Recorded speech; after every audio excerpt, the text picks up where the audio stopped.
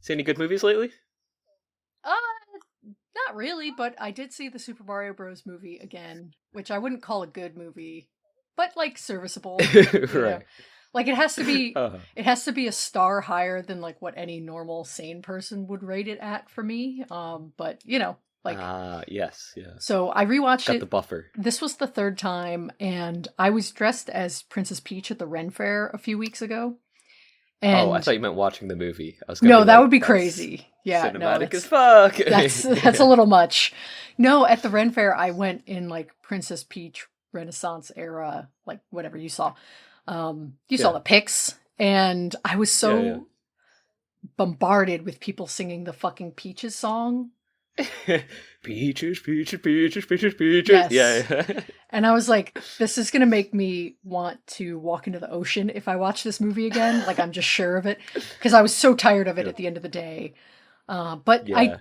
I actually didn't hate it. I didn't find it that annoying. But I did rewatch it with a fan edit. So I had mentioned before that I was Mhm. like, oh, I should do a fan edit of this movie and remove all the dialogue. Like that's my Yes, platonic yeah, I ideal remember Mario that. movie. And Yeah. you know, I'm busy. I haven't done that. But I did find other fan edits that people have done. Luckily, yeah, the internet, right? Luckily there are people who do this for fun all the time. Although I am curious like what it would look like. But so this cut that I watched replaces all of the Did you see the Mario movie? I forget if you even Yes, yeah, you yeah, did. yeah. Um so it has all those like fucking 80s songs in it. This edit Yeah. replaces all of those with like actual Mario music, which is really cool. Does a lot Oh, to hell like yeah. make the movie kind of flow better and be less obnoxious. So I Mhm. had fun, you know, made me want to play the game. The new Nintendo Direct was like super underwhelming, so I watched this movie kind of to assuage that. And yeah, you know, it's fun. It still looks good. You know, and it's just occurred to me, you talk about the Mario movie. I'd be surprised that like somebody hasn't done it like a fan edit of the Minecraft movie in the same way, like removing their like normal music with like Minecraft music. But I mean that movie like dropped off the radar. Like I still hear about the Mario movie every now and again, right? Like people mention it, but like Yeah. the Minecraft movie just like gone from like public conscious, right? I Like kind of I feel like it burned really like a lot brighter than the Mario movie did, and so it fizzled out a yeah. lot faster. But yeah, it is kind of funny. I'm sure it'll have a resurgence in like 6 months, you Yeah. know. Now Yeah. I'm looking. I bet you there's a ton of edits of the Minecraft movie on fanedit.org. Shout out Tyler Cut. Shout out the Tyler Cut from fanedit.org. Makes that movie much better, much more watchable. Big ups to the Tyler cut from Yeah, fanedit.org. yeah. But they during the direct that happened last week, they were like, by the way, the full cast is returning for the Super Mario movie sequel. Like it's like Chris Pratt and all of this. Okay, yeah, there's like multiple pages of fan edits for the Minecraft movie. Whoa, Yeah. like a lot. I Yeah, holy shit. just talking about the Super Mario movie or the what is it? Super Mario Galaxy movie? Yeah, the Is Super Mario this movie? Galaxy Yeah. movie. Yeah, yeah. Yeah. Uh I didn't watch the Nintendo Direct, which I know sacrilege. That's okay. But Yeah, yeah. as soon as I saw the edits that were like Mario gay, I was like, I know exactly what group chat I need to send this to. Yeah, me directly. It's yeah. I mean, I don't know. I'm worried. I don't know that I love Mario Galaxy as a next stopping point. It feels like we're going to Okay, you know how people make the joke about like Jurassic Park became Jurassic World and that's just like too big of stakes for that movie? Like, Yeah. you Yeah, know, yeah. I kind of feel the same way about Mario Galaxy. Like, why would they not go Mario World or, you know, something to like kind of bridge the gap between Mario Bros and Mario Galaxy? Like, it feels like we're jumping to space now. That's really like a big Yeah. jump, you know. And Odyssey does this kind of cool like sideways pivot to exploring like an entire world, but you do go to space, but it's not set in space. Whereas I feel like it's harder to walk that back for a movie, especially if it's a direct sequel. So Mhm. it's kind of like, I don't know. Again, the most intellectual we ever sound on this podcast. So we're talking about Mario. True.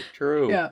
Well, I was gonna But- say it'd be fun to see like N64 Mario, like have him be Yeah. like arrested, for like tax evasion, and then he has to like clean up the island and get out. You mean Sunshine, you fucking pig. What are you talking Oh, pig Sunshine, fuck? I do. My Yeah. bad. Yeah. Oh, true. No, but it could be a good story. Of course, like, it is like, well, where are we going to go from here?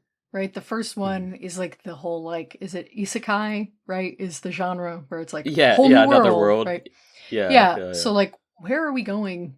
How are we going to do Galaxy? Especially because, like, now we're going to bring Rosalina into it, which is going to be fucking annoying. Like, I just feel it in my fucking, like, deep inside me. I know that the casting's going to piss me off.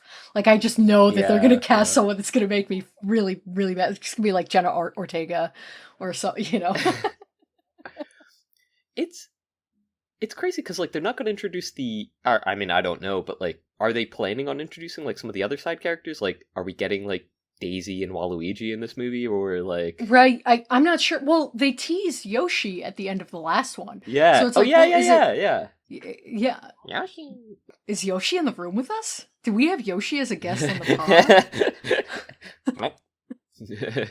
But so it's like, well, okay, Yoshi, Super Mario World, like that makes, or like Yoshi's Island, like there's a whole lot to do there. But now we're just expanding too much, and there have been rumors about Wario being cast, which that casting's gonna piss me off. Like, like I'm just sure of it. So it's like they better not cast any fucking buddy for these roles. Like nobody. All right, nobody's allowed to play them. Get the original voice actors. Like, I'll be mad. No, I like honestly just really listening to or rewatching the movie. I was like, yeah, the voice acting is really one of the low parts of this movie, because it's so uninspired. Chris Pratt is doing something in it, but it's not. I mean, so the bar is low, but like the rest of the cast, other than really Charlie Day and Jack Black, I think are really bad. Like Anya Taylor-Joy is Peach is so fucking bad.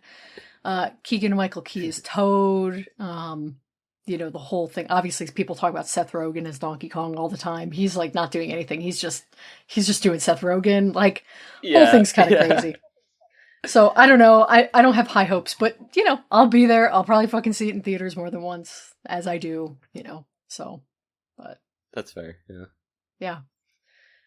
But, it's funny. I feel like part of the reason I watched this was because I was like, I need a Hail Mary final, like, nice movie to watch before I watch 100 fucking horror movies for We Want to Wail and October and Halloween. Yeah. Like, so this is the palate cleanser. Like, it was the pre-palate. Yeah. Like, all right, this is the last fun thing I'm going to watch for 6 weeks. Time to buckle up. Yeah. Yeah. This is We Want to Watch. This is a podcast where we talk about movies that we want to watch. My name is Lane. My name's Ricky. And for the next 6 weeks, we're doing We Want to Wail. I cut in the Wilhelm scream last time for that one, so maybe I'll do that. That's every probably time a good idea. We say We Want to Wail. That's probably preferable to me, just like garbling into the mic, right? Yeah, you blew it out. I didn't even hear what you said. Discord completely muted. Oh, it. Nice. I just saw you go. Cool. I saw you like wave your hands. I was like, okay, he's screaming. Yeah. But I don't even think I'm being that shrill with it too. That's crazy. Like I could definitely be way more shrill and cutting. It's true. I know this. I know this. I know. It's true. So, what did we watch last year for We Want to Wail? I'm looking through now. We did a bunch of movies. I know actually. my picks. Were Paranorman and the Ghost House movie, Monster House. So we picked 3 movies each, I believe. Okay. I picked a third movie as well, then. Well, you did. I believe you chose Midsommar, Black Swan, and Monster House and Paranorman. I think that's what it was. But let me look here, because we ended up doubling up for quite a few of these. So the full list was. Yeah. Let's see here. We did Midsommar, Psycho and Psycho, Perfect Blue and Black Swan, Pulse, Okay. Monster House, Paranorman, and then Texas Chainsaw, Exorcist, and Smile 2. Damn, we watched a bunch. Fuck, that's a That was lot. crazy. Yeah. Yeah, 'Cause but our we doubled Texas, up for like 4 of them. Yeah. Yeah, that's true. Yeah, I was just gonna say, like, our Texas, no, not our Texas Exorcist. Our Texas Chainsaw Massacre was like, that was with Tim, and that was like a really long ep. Wow, just lost a And- listener there. That was with Nick, not Tim. You have not met Tim. Shout out Tim. Cut it! Cut it out! Cut it out! Cut it! Cut it! No, it was a Nick's flick. So that was with yeah. Nick. But yeah, that was like a 2.5 hour episode. We were on the mic for like 3 know. hours, like being like, please, he's already dead. Let us go. Yeah. But no, we watched a bunch. I think because we doubled up for so many, because we did a double feature for Psycho, Perfect Blue, and Black Swan, the 2 animated films. So we did a lot. And then we did an extra week for Smile 2, because I think Smile 2 came out like on Halloween, and we were like, well, we gotta fucking do this, I guess. So Yeah. like fools, like complete idiots. So That's in April, actually, Lane. true. So this year, I think we're a little bit more tame. We have 6 movies, but we do have some ambitious ones, which we'll get into here. So I'm excited I think we have 6 good picks. So Yeah. So this week, it was a Rick's pick. We started with Rick. What was Rick's pick? It was The Bird with the Crystal Plumage, and I am definitely not trying to find the tab for it on my phone in order to say what I don't. All right, well, I have to look it up. Give me a second. Dog, it's from 1970, directed by Dario Argento. Okay, I knew Argento. I knew it was Argento. Okay. God. But yes, that in fact was the year-end director. Thank you, Lane. I like that I texted you before this, like, I'm really gonna need your help. I kind of had a shitty day. Please help me. And you're like, cool, I won't even Google the movie beforehand. I'm helping you by rage baiting you, Lane, alright? Like, I'm trying to bring your energy up by bringing your blood pressure up, right? What is it about me that inspires people to troll me? What is it that people are like, actually, good content is pissing Lane off? Okay, I'm just a fucking troll, and you know this, right? Like, I'm just trolling, bro. Like, that's just my life, okay? Troll a little about The Bird with the Crystal Plumage. How did you come across this movie? I have an idea for how you came across this movie, but I want to hear and see if you... Yeah. It was, one of the, there was some actor getting interviewed or something, and they were like, oh, hey, like, what's your top 4 movies? And this was one for of them. Letterboxd. Interesting. Yes. And I came across it, like, I don't remember who now, but I came across it literally, like, a day or two before the pod, and that's how I come across a lot of our movies, is like I come across it and I'll be like, oh dude, this would be great for the podcast that I am recording in under 48 hours, right? So like exact same thing happened with this one. I was like, dude, this is like perfect. There were 3 other movies on that you had like mentioned, which all seemed like interesting, but like that one I was like, dude, that looks sick. I like the cover. I judged the movie by its cover, and then I read in the comments people were like, "Oh, like this movie is like awesome. These are like all really great picks." So that's so interesting. It's I think it's Anya Taylor-Joy. I'm watching now to see. I'm watching. I think the exact Letterboxd top 4 interview where people. Hang on, I'll cut maybe this. I only saw like the still of it, of like the 4, and I was like, oh, okay, cool. Like, I do a movie podcast. I could watch one of these, you know. So, bro, this is the longest interview ever. Holy shit. Oh, it's Young Lean. That's crazy. Okay, it was Young Lean in this interview who said said anything by Argento, but name dropped Bird with a Crystal Plumage, which is crazy. So I thought that's crazy because I thought you had like come across this movie because like 3 weeks ago you were like, hey, is there a movie where there's like a bathroom and someone like writes on a bathroom condensation, and that's an Argento movie. Yeah, that's also. Oh, so I thought you were you came across that while you were looking up that other movie, which I think is Deep Red. So what? Do you know what? Yeah, Do you, go yeah, ahead. do you want to know what's for that? What? Yeah, I yeah. was just getting a shower, and I got out the shower, and like the top like 10% of the mirror was fogged, like super fogged up, right? And then like the Mhm. rest was clear, and then like I was like toweling off on like I didn't step out of the shower yet, but like I had moved the curtain, and I was looking at the mirror, and I saw it like fog like all the way down, and it like moves down like slowly, right? Because it's like Mhm. the heat like Yeah, moving over. yeah. And it went down slowly, and then like it slowly went back up, and I would be like, I was like, that would be such a cool reveal for like, it, like if something was like written there, like if you just like write with your finger, and then like have it revealed with the like That's have the crazy. I don't know, actor or whatever Yeah, like yeah. toweling off or something, and then like in the background you see like the message revealed, and then you see it like go away, so they don't see it, but the audience knows. I was like, that would be That's so so cool, like such a cool effect to pull off. Yeah, there've never been any original ideas, obviously, but that's so crazy that I you know, said yeah, that. yeah, yeah. No, I do think it's a And it's a then cool picked an trick. Argento like right off of it, right? Like Yeah, yeah. yeah, Super that's weird. crazy. Yeah.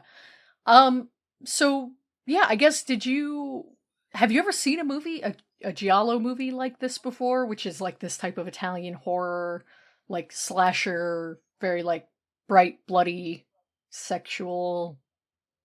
I mean, I'd put Suspiria into here, right? Like, I think, Yeah, I same mean, director. yeah, Yeah, right, same right. director, right? Like, Yeah, pretty close in time too. I don't know which one came first, yeah. but yeah, I think this movie did. If I think Suspiria is a few years later.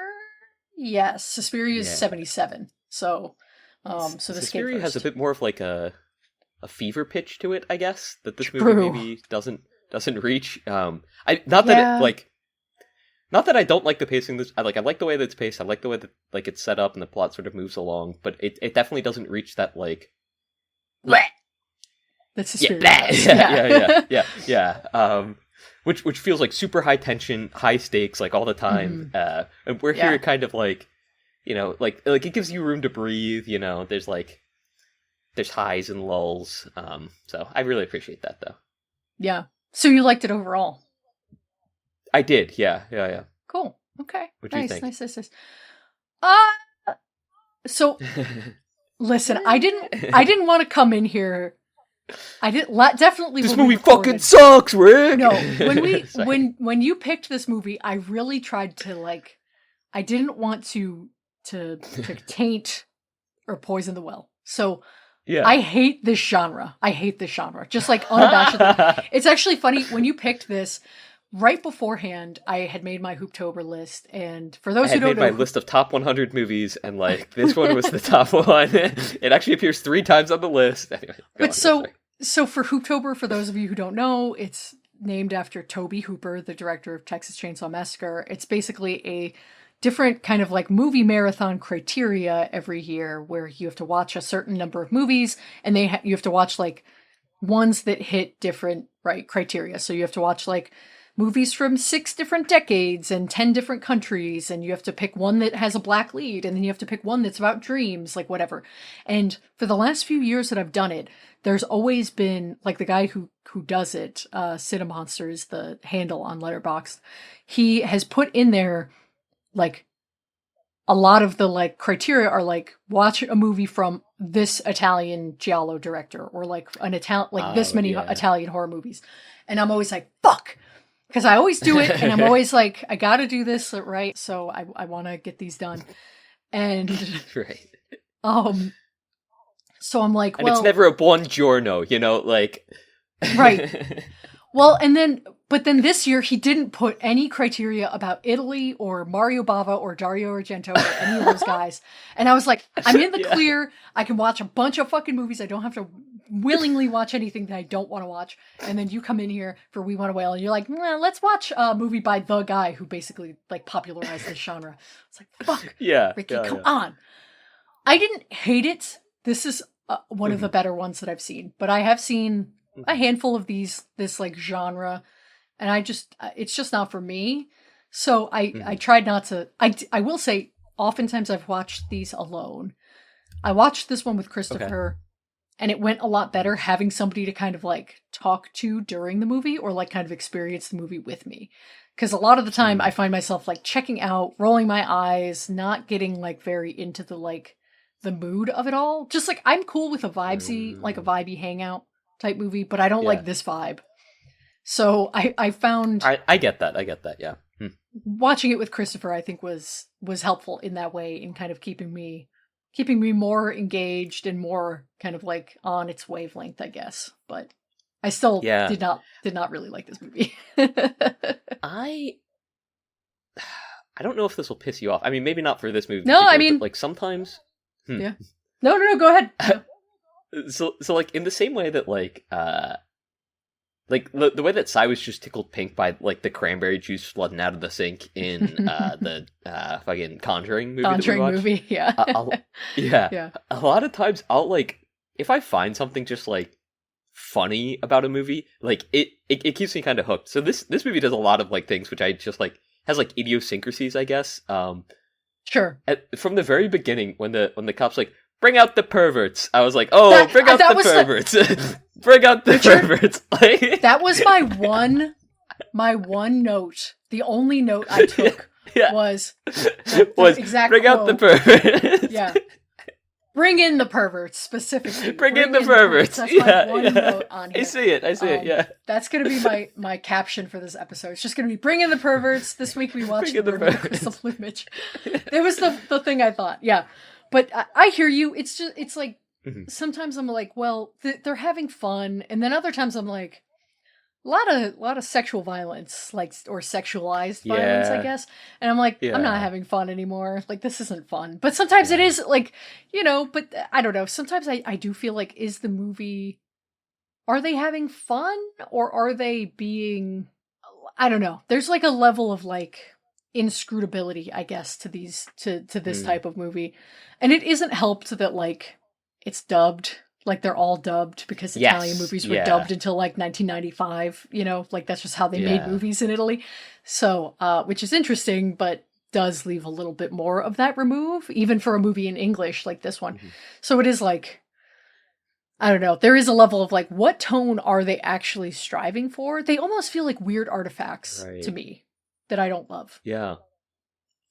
Something that I found really interesting, just in terms of, like, weird artifacts about, like, movies and stuff, is, and this is something that happens in anime, and I never really understood, the character who, like, says something, who has, like, a verbal tick, where they say something at, like, the end of a sentence, right?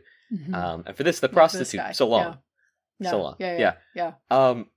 I've just, like, never, I don't know, like, I never really saw that in, like, American media growing up, I feel like. I can't really think of an example for that. Well, the one that comes up to mind for me is Jimmy 2 times from Goodfellas, where he has to say everything 2 times. But I mean, that's like, he's not like a main character. But yeah, it is interesting. I feel like usually you get a stutterer is like more the, instead of like a tick. Yeah. It feels kind of lazy of like have we talked about character islands in improv or like role playing? No. It's like the idea of like, if you're role playing a character, you want to have an island that you go to mentally to inhabit that character. And like, there's something that represents that character to you. So like, for example, just like as a very like basic one, if your character, you envision your character holding a cigarette when they talk, like that influences the way that you portray them, like during role play. And so, I feel like sometimes that like level of like, what's this character's like thing? I think that's part of that probably, of like, they have a stutter, or, they have, and it's, I don't know, sometimes it can be kind of lazy. Sometimes it's memorable. But sometimes it is like, it is weird. It like the way it manifests in different media. Yeah, especially with the stutter, because I feel like most people will stutter occasionally, right? Like, I feel like it's just something that happens. And like, especially in, I don't know, this is, can I say the dumbest movie take ever? Go for it. It wouldn't be the first time. True. I'd be okay with more movies including, like, someone who stutters. I guess, like, verbal faux pas or, like, stutters, right? Like, just things that seem unintended, right? That like you wouldn't really write into a script per se. I guess you could say that like, oh, the character has a stutter, try to incorporate it, yada yada. But like, yeah, I would like these things as like not like character defining moments, just like, oh, like if a character gets tripped up, right, where like they have a small stutter and it's not something that's like drawn a lot of attention. It's not a part of their to. character. It's just right. Yeah. It's just like, oh, okay, right. That is just like a human interaction. Which I don't know. Sometimes it feels like canned, right? Which I get Totally. because like it is like it's a performance. They're performing. You want to get the best performance, but I don't know. Well, and it's, we've watched a lot of movies from the 70s, but I do think that like naturalist kind of style of, we should watch a Cassavetes movie someday. Just like that kind of like imitating or coming closer to the way that people really talk, or like you could even take it into that's like the 70s, but then in the late 90s, kind of early thousands, like mumblecore movies, if that's a term you've heard before, which are like very micro budget indie. No, you're fine. You're okay. Podcasts, like a lot of podcasts are successful because there's the format where one person knows something and the other person doesn't, and they spend a lot of time explaining it. So it works. You are the knower. For us, regrettably. But so mumblecore is like super small indie movies where the dialogue tends to be much more realistic than anything you would see in like a normal scripted movie. Oftentimes they're doing improv or improvising a scene, with a basic story. So that could be something we watch someday, to kind of capture that. What comes to mind for me with you saying that is Fargo, which I just watched again for, the 100th millionth time, like a month ago. And that's a movie with a lot of like naturalistic stuttering, like a lot of people kind of like saying, and whatever, like in the accent. Oh, and like filler words, especially too. Right. Like Fargo is like huge on filler words. Yeah, which is something that I feel like gets dropped a lot. Yeah. But they apparently scripted every single utterance in that movie, like, which is crazy. Okay, so, yeah. But I mean, I think you could do it either way, right? I think it depends on the actor and the director to like bring that stuff out in a convincing way. But I was kind of thinking just of like a recentish movie that we've seen. The most naturalistic one that comes to mind for me is Love Lies Bleeding. I feel like there are a few scenes where maybe they don't have like filler words, but I mean, like when they're shocked, like they're not speaking, calmly. They're not speaking like fully legibly all the time, and it's like yo, like what the fuck is going on? Like, so yeah. Kristen Stewart loves to do her little voices, so you're right in that. That whole movie, she's like coating every word with slime. Like she's just so slimy sounding in that movie, and the way she talks is so skeevy, even though she's like not that. So she loves to do that, but no, that's a good call. They are pretty, naturalistic in that movie. Her maybe notwithstanding, but yeah, it's a good call. What was I gonna say? Ever since I started to work a couple years ago with a guy who has a stutter, like a real, like not just like, right, like a and it really changed my perspective on using that as a role play tick. Like I kind of am like, like what are we? Because I don't think it's that the guy's nervous or stressed. I mean, I haven't ever explicitly been like, so tell me about your stutter that you have. But like it's definitely noticeable. So yeah, the portrayal of that, I guess, is it just casts a different light on it. Because oftentimes when a character has a stutter, it's to imply that they're meek or whatever. It's to like make fun of them, hiding something. I always hate that shit. And like when people are like, I hate it when people point out, because like I'll also stutter, and like sometimes I'll do it like not so much like as a joke, but it's like if I'm driving home a point that like I'm like very exasperated, I'll do like the like and sure. And that's not like I'm not like. I mean, I hope people don't read that as me like mocking people with a stutter, because it is natural. Like I am, like I'm not able to get out the word, right? But like I do maybe sometimes play it up a bit more. Like I Okay, I'm doing it right now, but like no, but I think that's a normal way of speaking for a lot of people, especially in a in a like a podcast environment, or like even just like an argumentative, or like not argumentative, but lively discussion. Conversation. That's a way to talk. To kind of interject and, like, your point a or emphasize. Right. Yeah. And then when people try to like make fun of that, it's like, bro, like it's intentional. I'm using it, right? And like, sure, maybe it's not intentional every time, but like I have included that into not my lexicon, because it's not like your my styles of speaking, I guess. Right. Yeah, like my dialect. So it's like, come on, like that is just a part of how I speak. Like, I don't know. Yeah. I've had people say that to me, and I've always been like, I'm like, dude, all right, like I think you're just an asshole. Like, I don't know. True.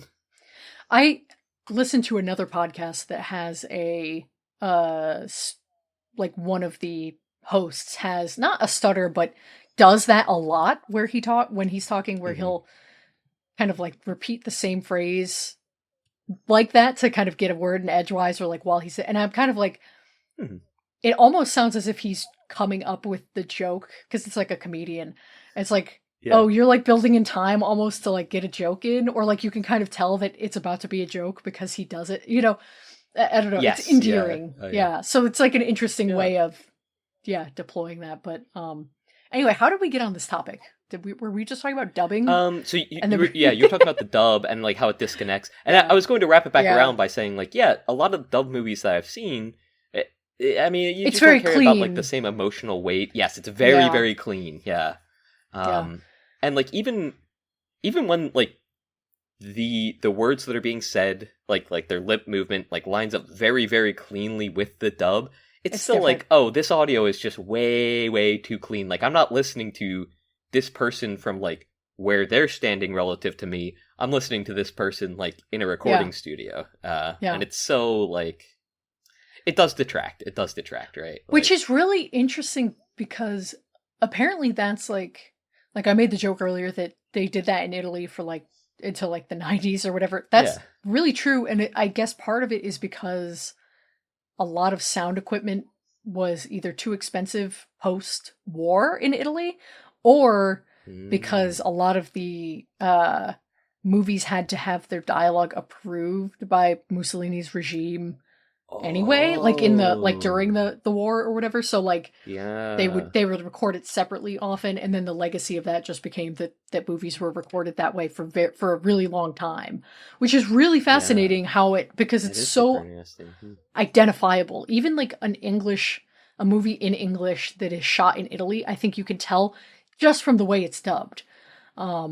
Which is very fascinating. Obviously we watched Good, the Bad, and the Ugly, which has the same kind of thing going on. So it's fascinating, and I think it's a lot more distracting in a intimate serial killer movie than it is in a crazy Western. 100%. I was gonna say that movie, not that I didn't notice it, but like it definitely did not detract as much as it did from this, right? Yeah. So what do you think of the like central mystery, I guess, of this story? I'll say not as a precursor because we're well into it, but I'll say as a cursor. 40 minutes in, yeah. As a cursor, shut the fuck up. No. So this, have you ever seen Quincy MD?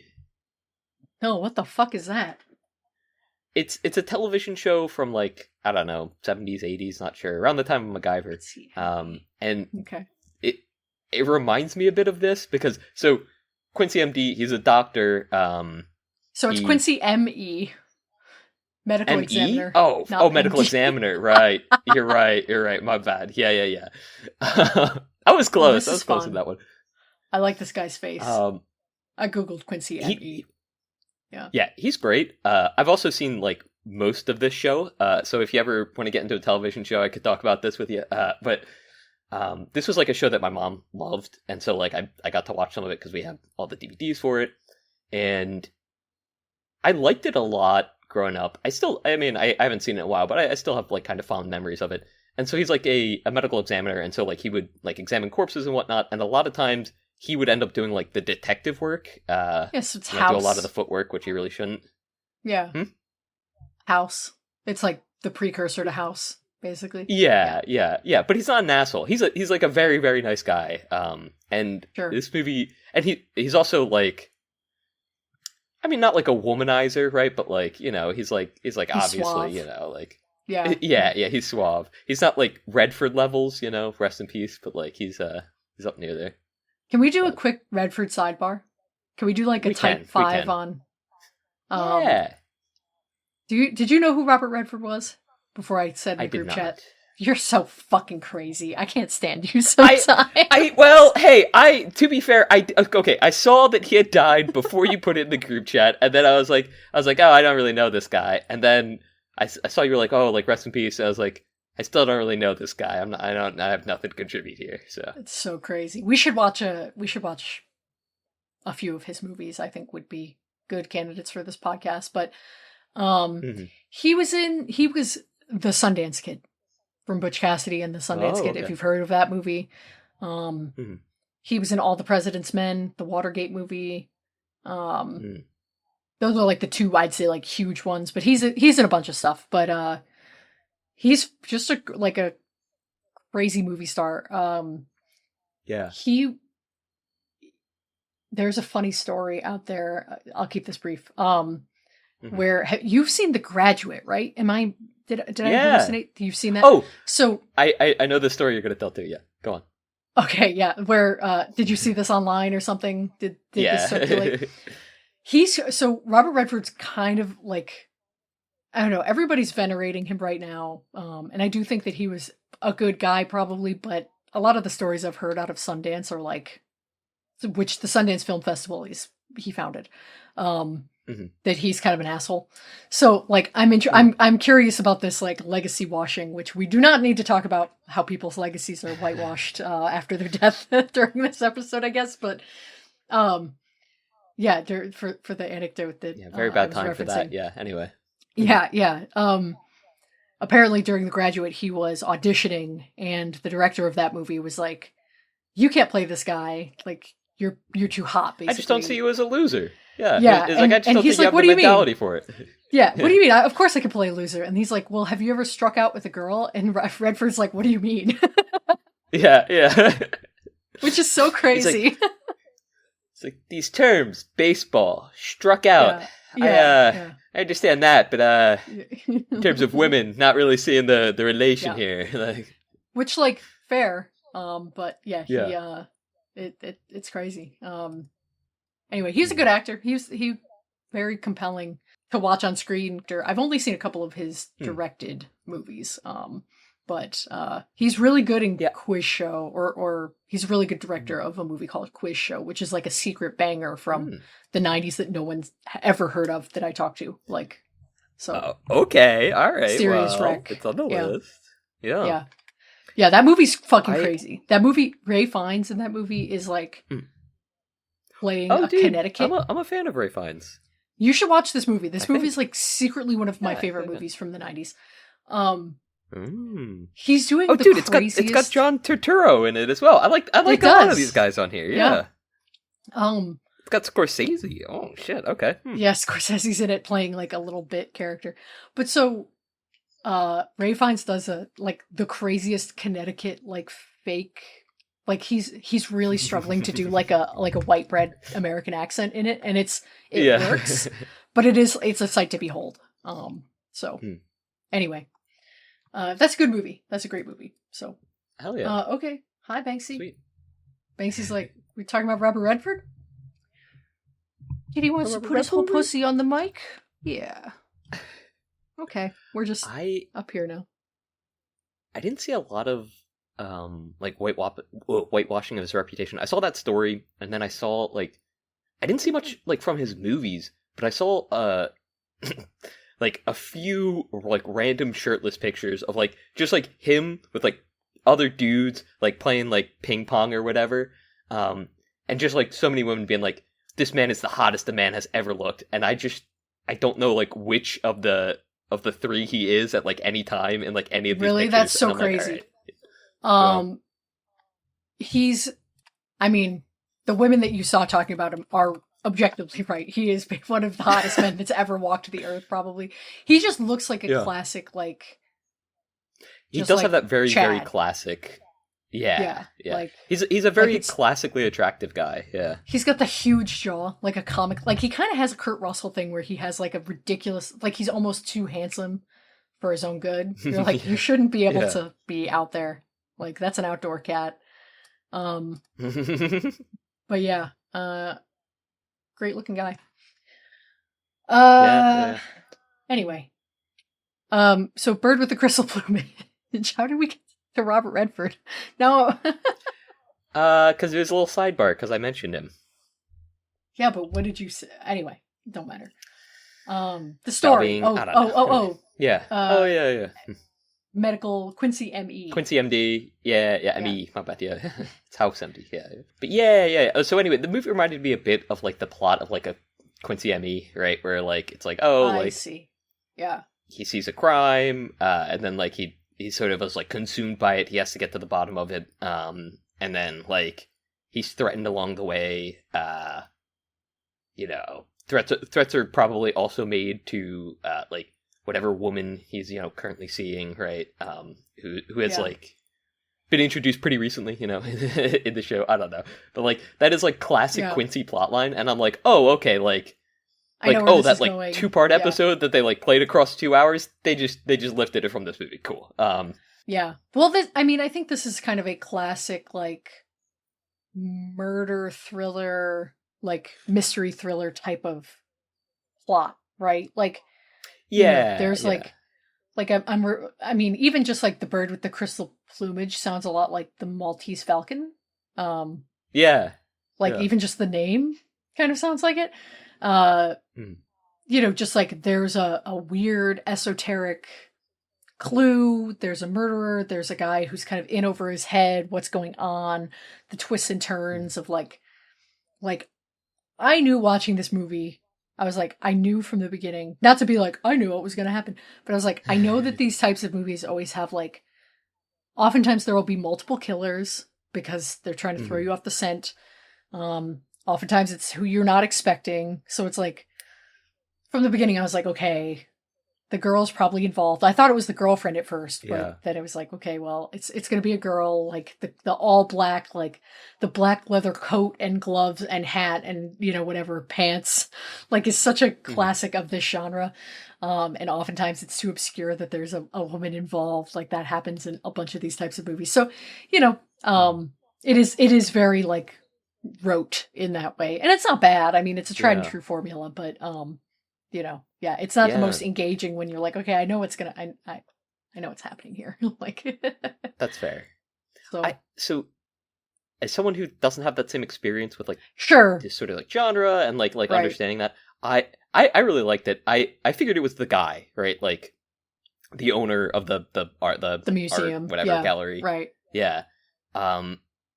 Because, I mean, it's just the way he acts, like, as soon as he's introduced. Like, when he first comes in, he's like, I own the gallery! And he, like runs up to her. I was like, oh, he fucking did it. Like it's him, 100%. Yeah. And then, like, we see them together later, and I was like, that's a little weird. And then when they do the, they were like, oh, like it was, like, 2 different voices, like, on the phone recordings. I was like, oh, okay, that makes sense then. I was like, all right, well, I have a simple explanation for all of this. And so, like, I feel like I don't like movies where, maybe not even movies, like, mysteries in general, where the mystery is unable to be solved by the viewer until, like, certain things are revealed. Some sort of reveal, oh, like, right. Yeah. Right. And especially when it's something like, oh, like, the main character's like, oh, I noticed, like, there wasn't, like, condensation on the glass or something. And it's like, okay, technically, I guess that is something that an astute viewer could pick up. But it's like, well, like, the viewer would also have to be like, well, like, this isn't just a set design problem. It's like the leading hint. Which I don't know. I think can be done, but it's very difficult to pull off something like that. And so, like, I really appreciated that, like, this movie, like, it's like, oh, okay, like, you definitely could just be like just off of watching it, like, put it together. Yeah. Yeah. That's fair. Yeah. There is, I mean, that is one of the big funs of a mystery movie is like trying to guess it before the end. So I can see that. Yeah. Um, I guess part of my like reservation about it is just I just don't care. Like I know that sounds flippant. I don't find these movies scary. And I know I'm bunching in a bunch of movies, but like I did not find this movie scary. Yeah. I did not find this movie cool. Like even if a movie isn't like scary to me, like if there's like a cool monster or like cool gore or cool effects or a cool look, I'm like I can Yeah. get locked in even if I'm not scared. You know, I don't find the like themes that evocative. Like what are the themes of this movie? Like trauma, you know, which like the sexual assault aspect is like okay, cool. I mean, you go girl, but like but I guess I'm not like, wow, that's such a fascinating take on trauma. Like there's nothing that interesting, I guess, about it. So like the mystery, I feel kind of indifferent. Like, well, I don't really care if it's the girlfriend or the original victim or the owner of the art gallery because like whatever, who cares? So, but Yeah. I can see if you don't have a preconceived notion about these movies. Like I had my own well poisoned about it. So That's fair. Yeah. that's yeah. on me. No, I can definitely see where you're coming from though. Like, and I think maybe as I experience more of the genre, I'd like something that like pushes it a little bit more. I will say that at a couple of times in the movie, and I think it's just like again, like it has to do with the dubbing and like the way it's shot and everything, but it does seem like you could pull a fast one on the viewer and like you could make it like the girlfriend or even like the main character. Well, I mean, not for the latest or not for the Murder Witnesses, I guess. But it would be interesting to see a movie where like you know that the main character like witnesses something, right? But it's like the way that like I'm sure there are movies that like do that sort of like a retcon later where it's like, oh, like actually like what they were seeing was this and it's like X, Y, and Z and then it's but I don't know. It'd be interesting to me. Yeah. It'd be interesting to see a movie where like the point of view that you're watching from, or that you assume is like the main character, is actually the killer, and like they're trying to find them, like a split personality type thing. I just think something like that would be like kind of neat, but like not actually split personality, because I don't know. I feel like that's like a thing which is not like this. I don't know. Yeah. I feel you. There's definitely a lot of movies I think that use that as a trope, like the unreliable narrator who it turns out was the killer or was the Yes. Yeah. But yeah. There is a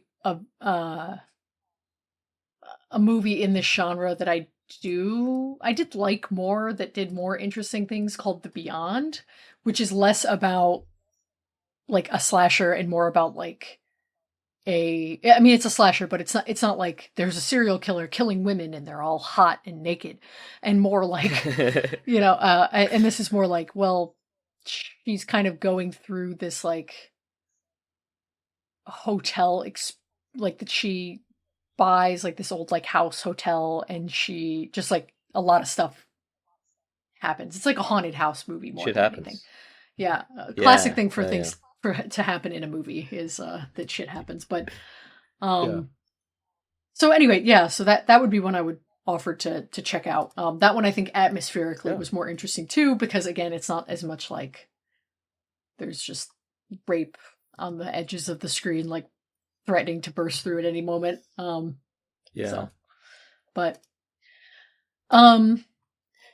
yeah, I mean, it's very. I think this movie looks good. I think I'm having a hard time like verbalizing. Finding good this things movie. to say about it. No, I mean, yeah, not even that, but just I don't want to generalize and just only talk about Giallo in general. I do want to. I want to try and talk about this movie specifically. Yeah. I will say it wasn't very horror filled. Like, there's not really many scary scenes or even like very tense scenes. The one where like the chase, we see one attack happen, right? The chase, the chase is like, I mean, pretty interesting. The chase kind of reminded me I mean, this might be Of crazy. heat? A little bit of the heat. Yeah. It's so funny. I Yeah. thought that too. I was like, oh, it's blue, and they're running through the the streets. And they're running through the streets, and then they get to an area where it's like it's away from a lot of people, but there's a Yeah. lot of like machinery around, and like they're It's playing with the industrial. lights now, and like Yeah. yes, and it's like lit one way, with the bus thing. I thought that was really cool. Yeah, that's funny that yeah. we both thought that. Yeah. Yeah. I didn't want to freak out because I was like, oh, especially because you're like, yo, like this movie. I was like, oh, Lane's gonna like that, but No, no. I see it. Yeah, I can see it. And I mean, again, it's like very watchable. Like it's very like Yeah. it looks good. It's colorful, which is a huge win. I think for like this genre is that like the costumes and the look, like the 60s and 70s are just like a great time to like look at people and fashion.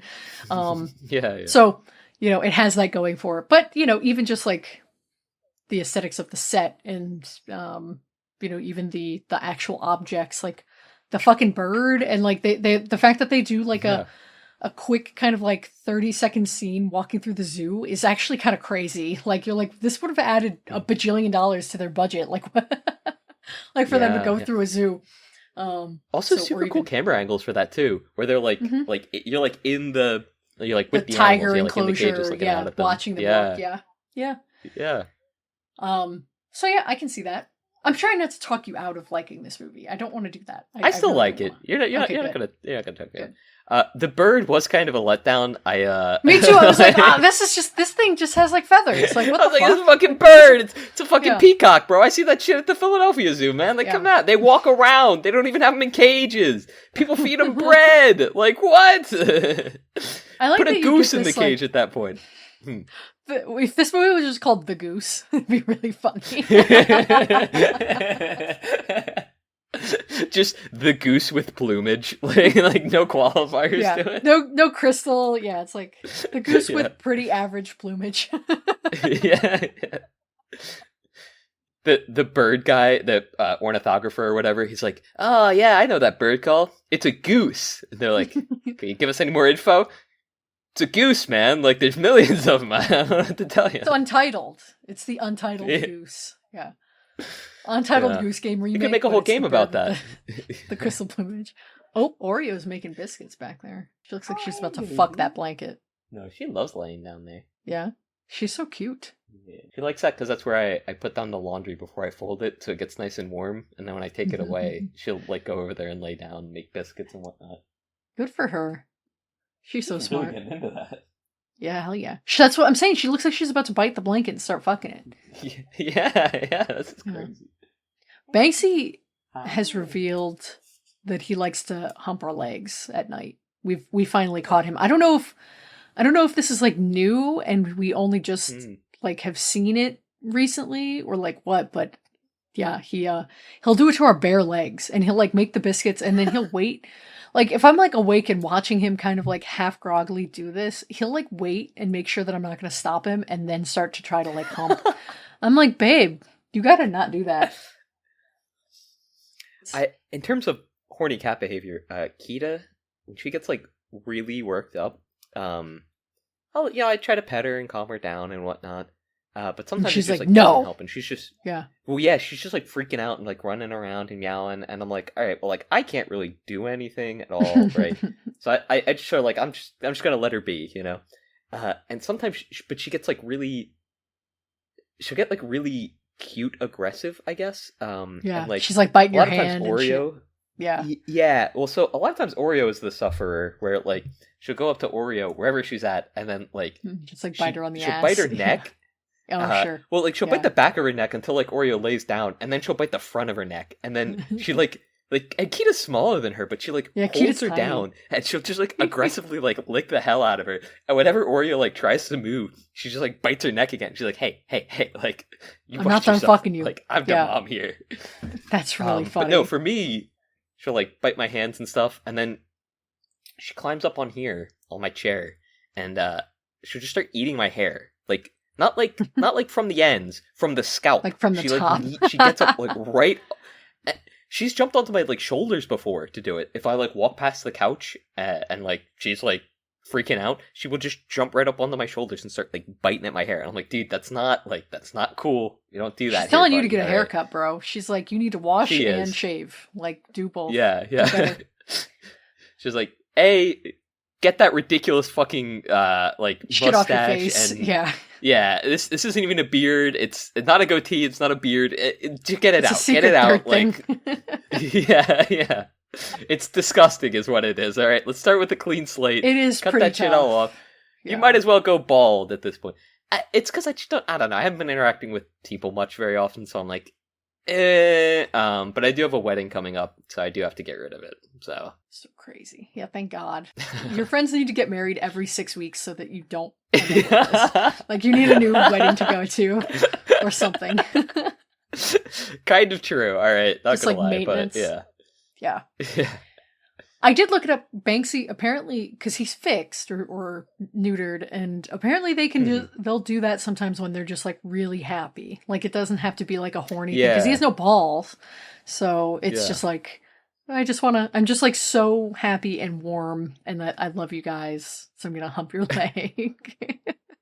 I had also heard that male cats do that, and like, I haven't really seen Milo do it, but like Archie will get like really into biscuit making, and every so often I'm like, is this sinful? Like, yeah. What are Have you ever doing heard there, buddy? They're called like sin biscuits when they do it with their sin back biscuits? feet. Yeah, yeah. Or like Yeah. I've heard them, instead of making grapes, they're or making biscuits, they're crushing grapes. Wine. Yeah, or making wine. Grapes, Yeah. It's really cute.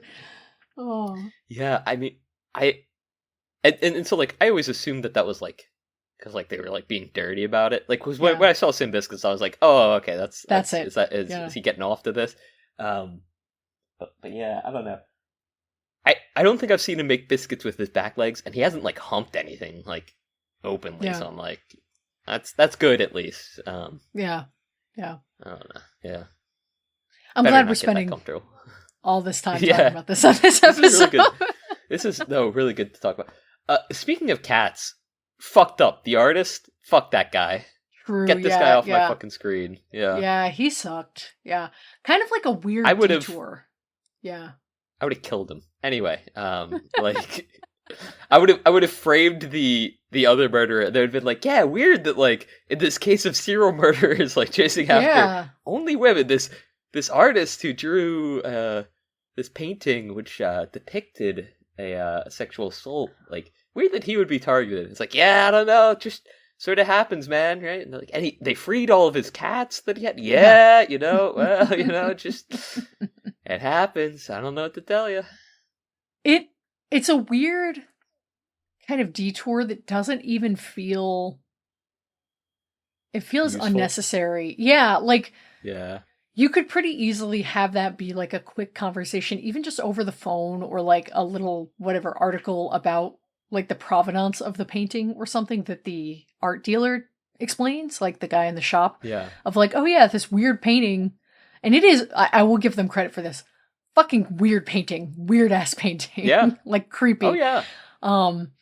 So yeah, the way they described it as like disturbing and naive, like spot on, because it seems like it's like I don't want to say like a kid's picture, but like it does look like if a kid had like drawn something like that, I would have been like A, very nice, we're gonna hang this up on the fridge, but B, let's go talk to someone, right? Like something's going on here. What? There's a movie where did we watch a horror movie where a kid draws something really fucked up recently? Probably. Hold, please. As the kids say.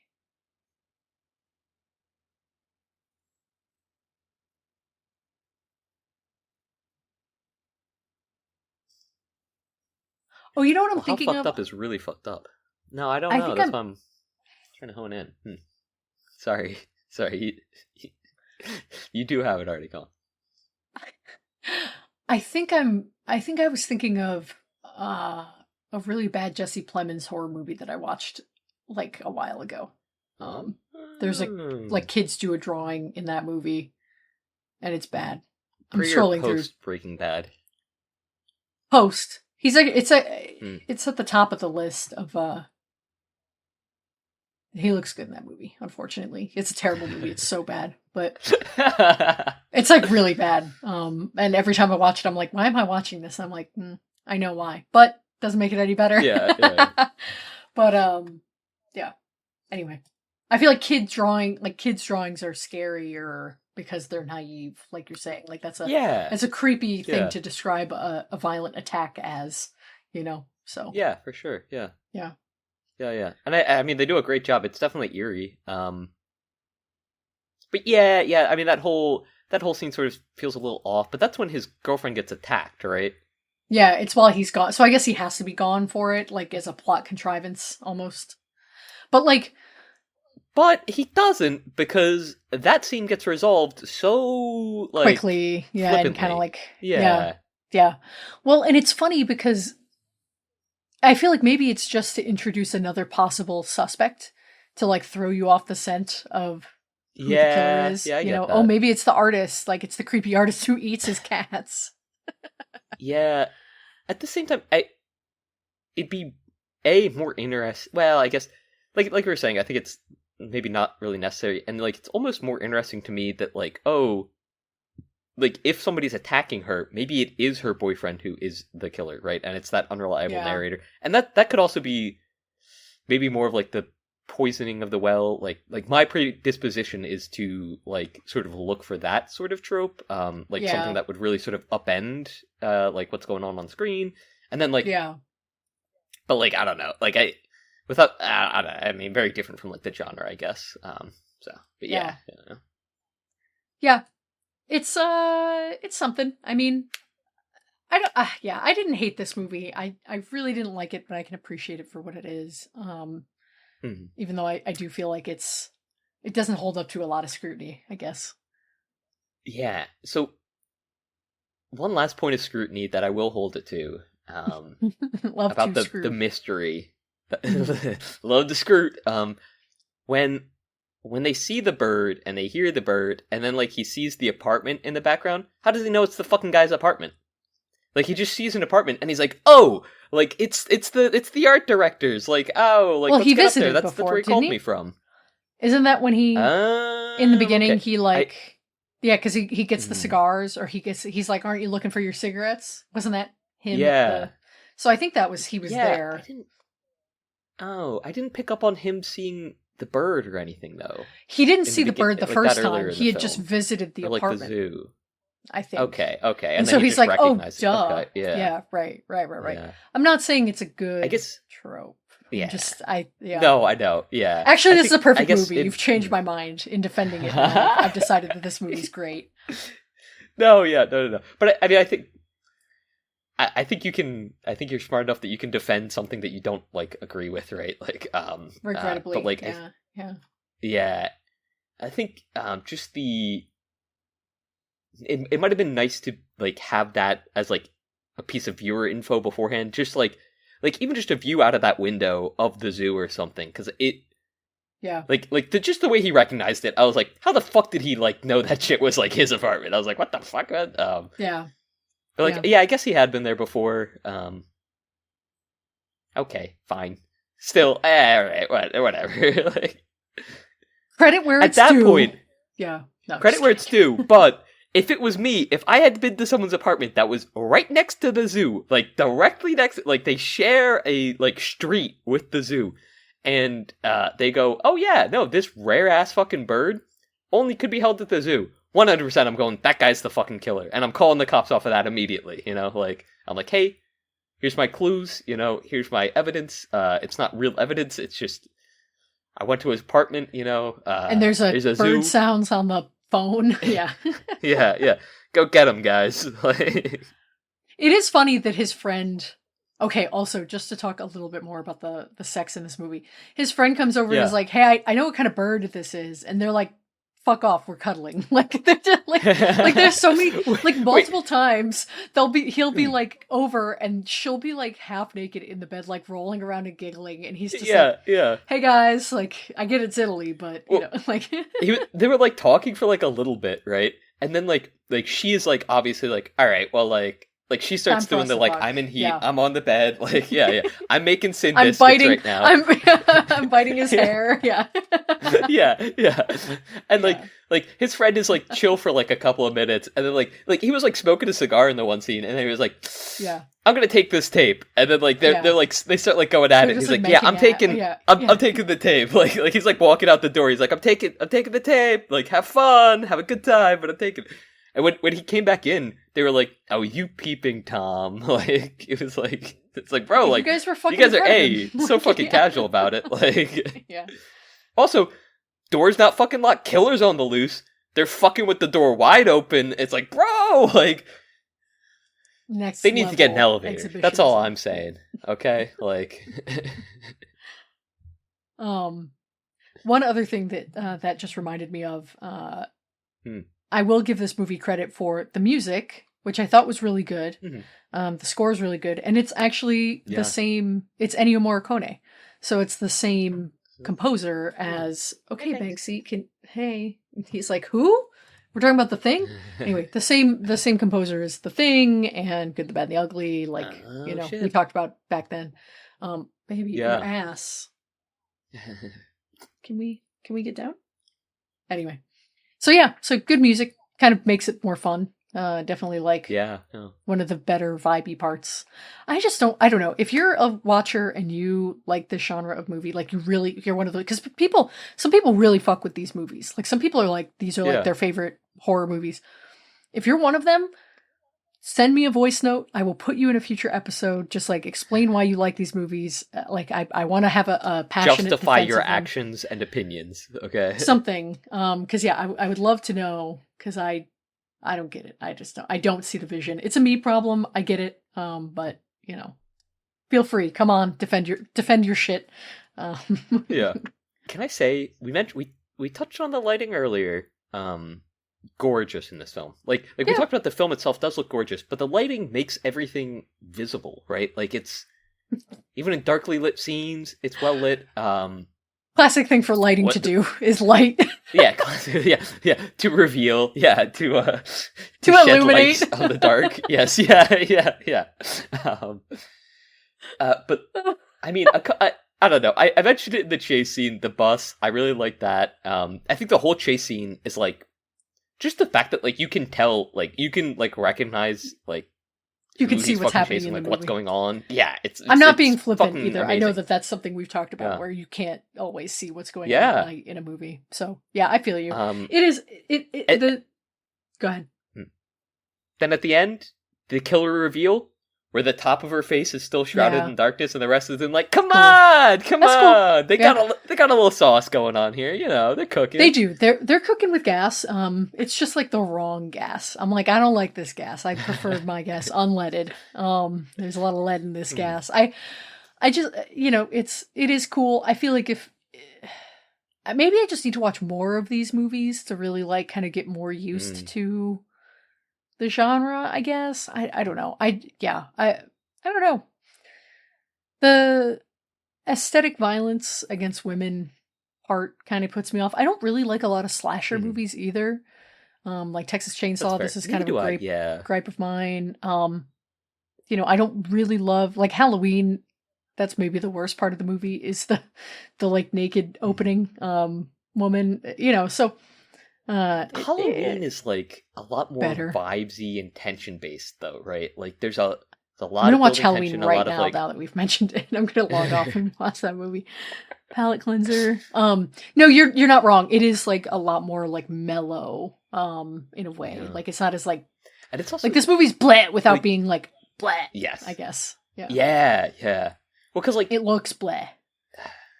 yeah, horror movies where you're like looking for, especially like I mean, there's a trope of just like tall guy standing where he shouldn't be, right? Like Love that. like horror movies where you're looking for that are like great, and Halloween does that really well. But the only times that they really do that here are like in like the scenes right before it's like assault, and it's like, all right, well, and they're not using it as like a like like the killer is yet unseen. It's just like oh like she's smoking a cigarette and she ashes a cigarette. And then she Oh looks my up. god! Yeah. Her wide fucking open door, and he's like standing there, and it's like, all right, like It is really you funny. got me. Like, Yeah. yeah. Yeah. Yeah. Yeah. Well, I don't know. I mean, again, if you're someone who likes these movies, would love to hear more. Because I don't get it. Yeah. But I'll say, like, I'm not. I don't think this is like a work of art or anything like that. But there's a lot of stuff about it that I like. I think it's fun watch. I would disagree. I think this is a very artistic movie. Not to come to its defense, really? but yeah, I mean, I think this movie has a take and like is artistic. I just don't like it. Oh, okay, that's. I do think that this is like a more, I guess, artistically minded movie than even a lot of slashers, like other slashers, like and a lot of that is just the time period. Like things were just Vaseline coated and sepia, like back then, like they just looked more interesting. A lot of the, but yeah. So I would disagree with you there. Yeah, but I will say I didn't mean that as like a bad thing per se. Just that I was going to like follow that up with like that's mostly me just being uncultured, right? Like it's like sure. I say it with every movie. Oh yeah, I like this movie. Unless there's something that like really really like puts me off from a movie. For whatever reason, like if it just doesn't like find its footing, I guess. But like you said, like I think this movie like is pretty clear in like what it's doing and like its artistic direction, and so like I do think it found its footing, and like we said, looks great, sounds great. Yeah. Don't love the footing though. Yeah. Kind of like that footwork, not for me. Yeah. Can I say something that you have to keep between us and the watchers on this podcast? You can't tell. Oh yeah. Lips are sealed. All right. I think the next movie that we're going to be watching is going to be a lot like this one, in that I think it's going to be all pomp and circumstance and no substance at all. If I'm being serious, no, don't tell Saeed this, but I think this movie's going to be The Substance. I wish we should watch The fucking Substance. Wait, actually, watch The fucking Substance again. We should fucking watch The Substance, maybe. Fuck. What if we just tell Sai that we're going to record the podcast and then like don't actually record?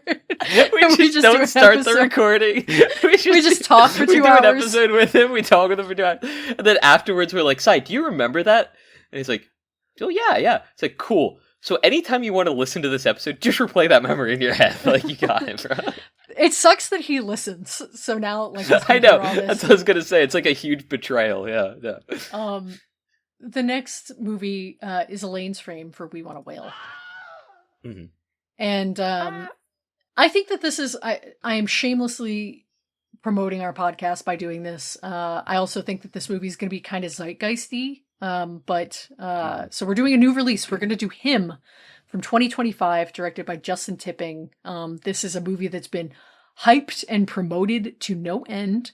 I think this movie's probably going to make a lot of money. I'm just kind of calling it. I think this movie's going to be very commercially successful, but I think critically, I think it looks like it's going to, everything I've seen of it, I'm like, this is going to be really bad. Like, I think this movie's going to be bad. Yeah. Now, I'm not trying, again, I'm not going to poison the well with Sai, but I'm poisoning your well. Mm-hmm. Pause. Because I do want to, I'm calling my shot now, my 8-ball quarter pocket. I think this movie's going to be like a fucking music video. Like it look like it's going to be all vibes and not like all like bleh, but nothing going on. But I still want to see it. So I'm worried about that. I think that they have the groundwork to do something really interesting if they wanted to. But there were a couple of scenes that were in the trailer that I was like, oh, I think they're going the wrong direction with it. Specifically, a lot of the like.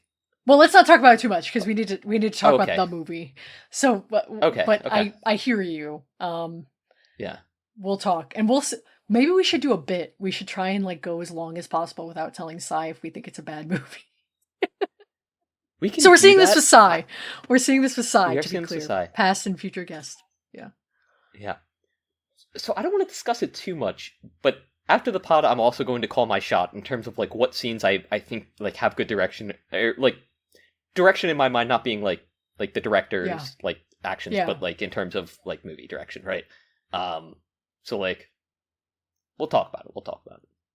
Okay. I'm not letting you go after this. You got another. You can put it on the mic. You could say it on mic if you want to call your shot on mic. Yeah, go ahead. I just don't want to talk about it too much and like intellectual because we're already like I said, we're poisoning the well.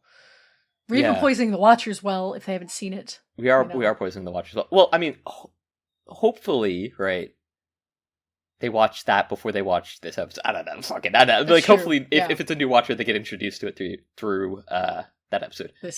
I'm interested because like the idea of like sacrifice. What are you willing to sacrifice? Like all of that stuff, super interesting, super cool. And especially like when you get into like the levels of like debauchery and like what it takes to be the best in anything, right? It's like family, friends, personal life, and then like the self, right? So like what are you willing to give up for your career? Like outside, like hobbies, interests, like how much are you like really willing to like strip yourself bare to like just like that thing, like that is what you are good at, like how much are you willing to just become him, like you're nothing outside of like the veneer that you've put on, right? And I think that's super interesting and cool, but there's a lot of scenes that make me think that this is going occult less. Yeah. I think that you can pull something occult with it, and you can say something like, oh, like, or so like all of the greatest, like you could do something where you're like, all right, like all of the greats, right, have like offered themselves in some way to some higher power, yada yada, whatever. Yeah. And like it in some way like breaks their brain, yada yada, whatever. And I think there's something really cool and interesting that you could sort of like delve down that with, and like how it like dehumanizes you to like so distinctly chase a goal. And I mean, that's something that people talk about like in any field or profession, right? Like Mr. Beast is like a really prime example for me, at least example where like he's so like YouTube algorithm like focused, right, personified, driven. Right. That like, and he makes jokes about it. He's like, oh, like YouTube is my life, like I am YouTube, right? And it's just, it like, dude, like you're not joking at a certain point. Like, yeah, it is your life. Yeah. Like that is all you do. And it's also like you're submitting yourself not only to like the whims of this, like this thing, which you can't really understand, right? Like you understand like how you can understand how the algorithm works and yada yada. And like, but like what it's pushing you towards is like not of your design, right? Like you're not in control there, right? Like you are very much so not the master here. Yeah. And so I don't know. It's interesting when you see something shout like that, out the master. which is like shout out the master. That's what I was thinking. That was like 30 seconds late. Anyway. Which is I think it's interesting when you evaluate that from like the lens of like ego being like subsumed or consumed by like super ego, right? It's like okay, like you become just the him, right? Like okay, like cool, like you are just the things that you vitalize and want to become, yada yada. But like I just don't think they're gonna do that. Especially the one scene that they showed in the trailer with like all of his teammates getting like nailed by the fucking football like right out of the launcher. I was like, all right, I don't know if that's really I don't know. I don't think they're going to go the most interesting route that they could go in my mind, right? I agree. Fuck, man, we shouldn't be talking about this. We should talk about this next week. No. Well, that's what I'm saying. Like, maybe you take like this end bit and like put it somewhere on next week's episode. I don't know, because I don't like you said, I don't want to be poisoning the well, but also it's hey, Sai, what do you think? Now be quiet for like 30 seconds so we can get Sai's on. No, just kidding. No, I mean, you raise good points. I think this reminds me of like when people talk about breaking people down so they can build them back up in the military in the context of like a soldier, like basic training. Yeah. And, you know, we've watched movies about like obsessive career driven people, right? Obviously Perfect Blue, Black Swan, both of those are kind of about that. But so like, I do think that this could be an interesting, like sports horror is not, I can't think of another sports horror other than Black Swan, which is only like basic, you know, like ballet is a sport in a way, but like performance art. So I do think this is interesting, but it does feel like it's not going to be, the most like intellectual.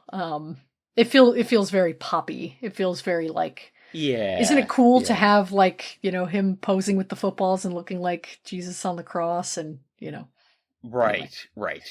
So, and especially like they had the one scene where like you could see like the like damage to his body or whatever. Like you could see like all his bones and which was like cool. veins and stuff. I was like, Yeah. that looks really cool. And like, especially like you're talking about sports horror, I'm like, oh, like, yeah, CTE, like seeing yeah, that, for real. yeah, like seeing that like on the field, like if we were to get, I mean, I hope there's at least one scene where we see him get tackled, or we see someone get tackled, and then like there's like a freeze frame while they're getting tackled, and it like flashes that like we Yeah. see them like getting hit, and it's like the pain in their body, which they kind of do that in fuck, oh my god, Lupin the Third, Goemon's blood spray.